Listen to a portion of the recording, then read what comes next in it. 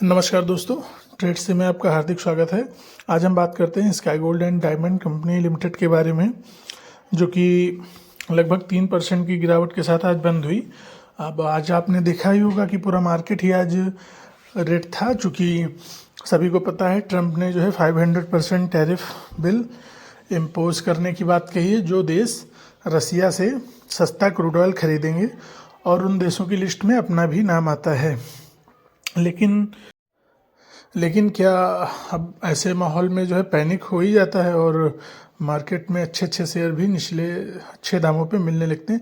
उसी में हमें देखना है कि जिस कंपनी की बात कर रहे हैं उसका मार्केट कैप 5,237 करोड़ का है, जो कि एक स्मॉल कैप कंपनी है। इस समय करंट प्राइस 338 का चल रहा है, जिसने हाई 404 और लो 246 का बनाया है।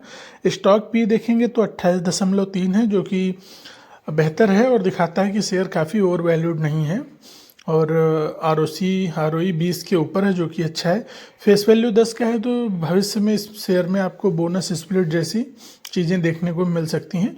बोनस स्प्लिट हमारा टारगेट नहीं होना चाहिए, बट ये है कि हाँ मिलता है तो अच्छी बात है। और कंपनी के पी की कंपैरिजन करेंगे अन्य कंपनियों से, तो ये अन्य कंपनियों की अपेक्षा सस्ता है। इसका 28 है। टाइटन का आप देखेंगे 91 है, कल्याण का 56 है, थंगामलाई का 65 है, PN गाटकिल का लगभग इसी के समथिंग है। और ये कंपनियां भी कोई ऊपर वाली ख़राब नहीं है, लेकिन हाँ ये है कि उसके कंपैरिजन में इसका जो है पी अच्छा है। अच्छा, गोल्ड सेगमेंट की जो कंपनियां होती हैं उनका रिजल्ट जो है क्वार्टरली तो खैर देखना चाहिए, लेकिन क्वार्टरली ज़्यादा वो नहीं रहता है, क्योंकि गोल्ड की जो सेल होती है वो सीजनल होती है। अभी शादी फंक्शन आ गए तो ज़्यादा होती है, वैसे कम होगी। तो इसका ईयरली जो है परफॉर्मेंस देखना चाहिए। ईयरली हम देखेंगे तो 2022 में जहां सेल 786 करोड़ की थी, मार्च 23 में 1154, 24 में 1745 और 25 में 3548। और ये जो अभी आपका चल रहा है, चूँकि क्वार्टरली TTM में 4,672 है, भी एक क्वार्टर का इसमें बाकी रह गया है। तो पिछले कंपैरिजन में इस बार भी अच्छे ग्रोथ है और उसी हिसाब से कंपनी प्रॉफिट भी बनाती है।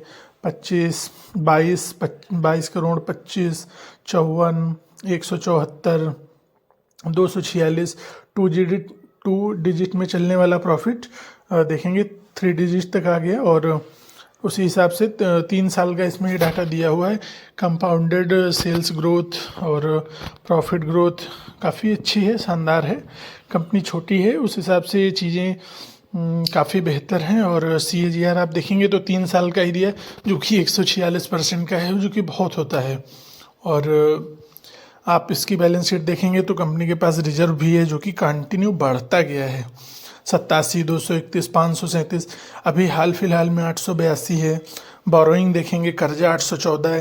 कर्जा होना बुरी बात नहीं होती है, बस ये होता है कर्जे का हम यूज कहाँ पे कर रहे हैं। और कंपनी उस पैसे से अगर पैसे बना रही है, जितना ब्याज दे रही है उससे ज़्यादा, तो अच्छी बात है। तो कंपनी के प्रमोटर देखेंगे 58, 53, 51 और 51% प्रमोटर हैं, FII हैं, DII हैं। पब्लिक है, छोटी कंपनी है, तो उस हिसाब से काफ़ी वेल बैलेंस्ड है और ठीक है, अच्छा है। और अगर आप इसको लॉन्ग टर्म के लिए कंसीडर करते हैं तो शायद आपको एक अच्छा वेल्थ बन सकता है। बाकी ये सिर्फ एक प्रेडिक्शन है, बाकी आप अपने एडवाइज़र से संपर्क कर सकते हैं। जाते जाते FII DII का एक्टिविटी आज की देखते हैं। आज DII ने भाई अपना वही काम जारी किया है कि ख़रीदारी की है, और FII जो पिछले साल से वो करते आ रहे हैं वही उन्होंने किया है। अच्छी बात यह है कि लगभग सिर्फ 1700 करोड़ की ही बिकवाली की है, हैवी सेलिंग नहीं की है। अब चूँकि बिल आ गया है, देखिए आगे का इनका क्या रहता है। अगर एक तो रुपये डिप्रिशिएट हो रहा है, उसका भी प्रेशर है। और बाकी भैया क्लियर कट डिस्क्लेमर है कि शेयर को बाय सेल करने की कोई रिकमेंडेशन नहीं है। अगर आपको बाय या सेल करना है तो आप अपने एडवाइज़र से संपर्क कर सकते हैं।